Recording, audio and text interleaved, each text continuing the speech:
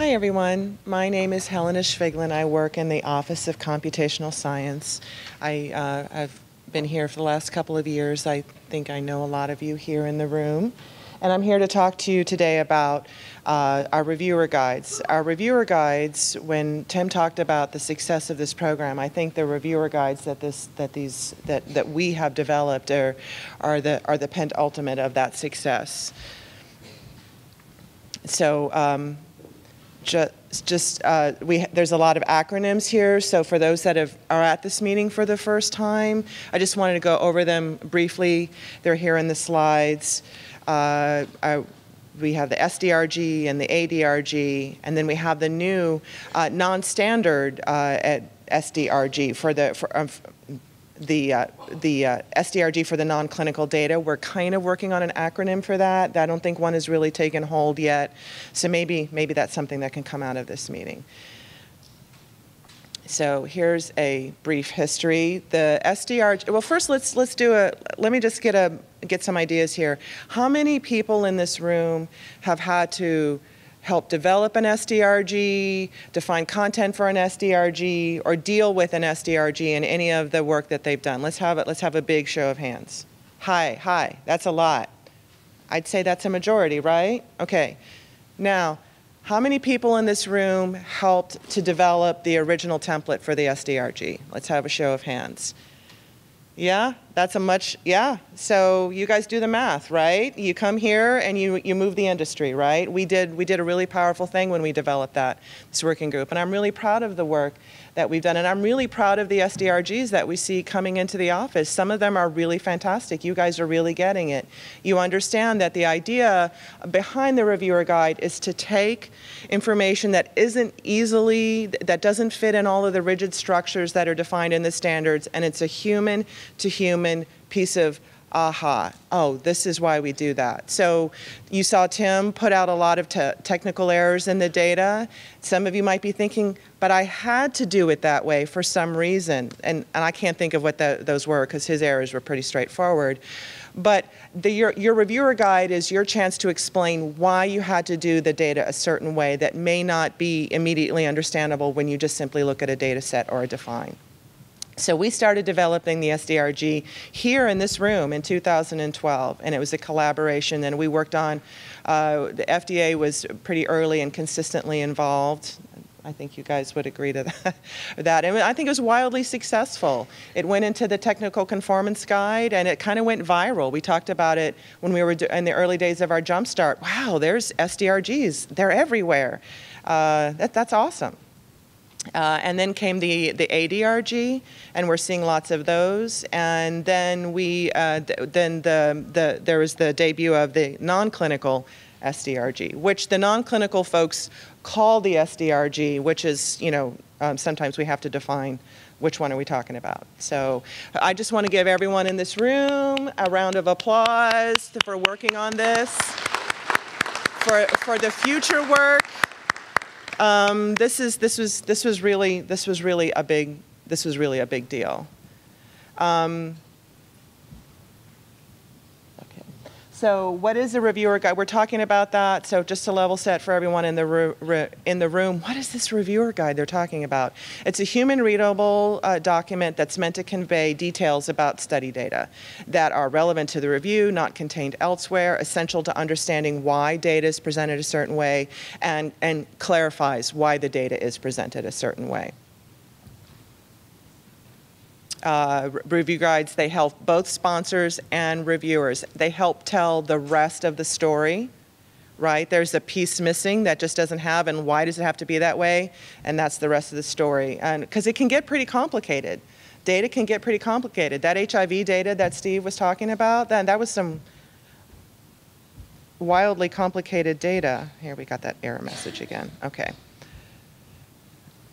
What isn't a reviewer guide? A reviewer guide is not a define plus. It's not a define plus some extra stuff. It's not an expanded validation report. It's not that with just some more details. And it's not meant to be machine readable. I know there's been some effort to maybe consider that, and maybe that is a good thing, but for right now, it is not meant to be machine readable. It is meant to be a human-to-human communication. And the reports back from our reviewers, they've been really favorable. They love these things. When you guys follow the template and really follow the meat of what is meant to convey, instead of saying something like, well, that's how the CRO that prepared our data decided it needed to be, as an explanation for something, you guys, the reviewer, it really helps the reviewers. So let's break them down one by one. So the SDRG, for the clinical one, it was a PhUSE collaboration here, started in 2012. FDA folks were heavily invested in it. We got it, it was released here at PhUSE in March 2013. We got it in the Technical Conformance Guide in 2014. We released some updates, and Crystal got an intent to review, an FR notice published, and then we reviewed each and every one of your comments, line by line, and we're considering how we're going to do that, and especially in the context of PhUSE, right? So that's something, as we're flying the plane, we're having to figure out, okay, we're building these things, we're using these things, how are we going to improve these things? And so maybe you guys have some thoughts on how to do that, and I'd really like to hear that. So how is it working? Well, when it's good, it's really good. I've said that before, and let me just say it again. When you guys really follow the intent of the document, reviewers really get it, and they really appreciate it, and it really helps them. And then I think this was a metric out of our Jumpstart service that sometimes you guys still don't have them. Now this is, so 38% of our Jumpstart services over a fiscal year were missing an SDRG. That means that at least one of the pivotal studies in that application did not have an SDRG. Maybe some did, maybe some didn't. And I'm not sure I understand quite the reasons for that. Maybe it's a process, maybe you guys are flying your own plane and improving it, but you know, there's room for growth, and we notice. So just let's keep moving that. Let's push that metric. Let's get that higher for next year, I hope. And then sometimes you guys have ideas that we wish we had thought of to put in the SDRG. So recently, one came through, and it was one of our Jumpstart applications, and there was this flow chart here, and this is just an example. I don't want you guys to take this back to your, back to your offices and say we have to do exactly this one. This was just an example of something that we found that was very useful, and you can certainly talk with your divisions or talk with us about how to do this if you have any kind of specific questions about how to make this work. But it showed the data from collection to how it ended up going into study data and the final documents, and that was just really useful for us to have a better understanding. The non-standard, the non-clinical SDRG, or the NSDRG, and sometimes I've seen it the NDRG, so that's what we're talking about here. Again, started in this room. And the FDA had early and intensive involvement in the development. We got in the Technical Conformance Guide this past year, and there's also an FR notice out right now. So this is so for everyone that wish they had had a chance to get something in the SDRG, to have it differently, there's a public comment period now for the non-clinical SDRG, and this is your chance to have a voice. If anyone wants to know how to do that or wants to understand that better, tap any one of us up here. We can get you some websites and links, but I think you guys know how to find these things.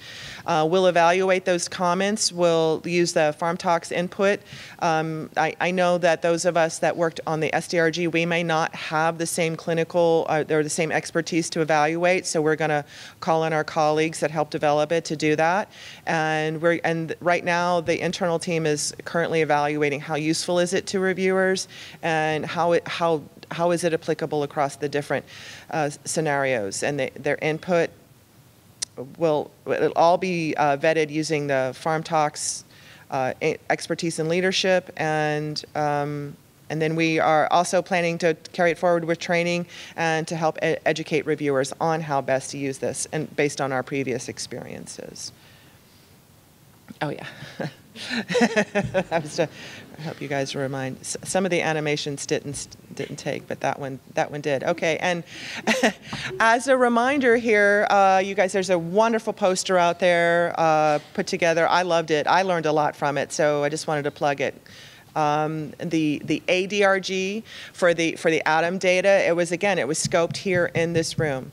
There's been 2 different versions out since then. We also got it added to the technical conformance guide, and we have an FR notice projected for sometime this year to see that. I'm not gonna, Steve did a really great job on that, and so the Jumpstart team finds it really useful. It helps to clarify complex derivations, like where the treatment emergent may not have been a straightforward definition, or it was a little bit more complex. And we also used in a specific example when we had diabetes data to see how exactly the sponsor may have defined a MACE, a major adverse cardiac event, and some of the details behind that to clarify, especially when you're doing comparisons. And I would say that the ADRG lives up to the expectations set by the wildly successful SDRG. So in closing, I think reviewer guides are here to stay. They are useful. Every study should have them, and stay tuned. Maybe we can figure out a way to improve them, and maybe we can do that here in this room. So I personally would like to hear about your experience trying to implement it, try to utilize it, where it worked for you, where it didn't, the good and the bad. So here's my email address. I'll be around for this conference. So if you have something you want to share with me, please just pull me aside. I'd love to hear it. And thank you guys for all of your participation and for delivering wildly successful deliverables like our reviewer guides. We can do this. All right. Thank you.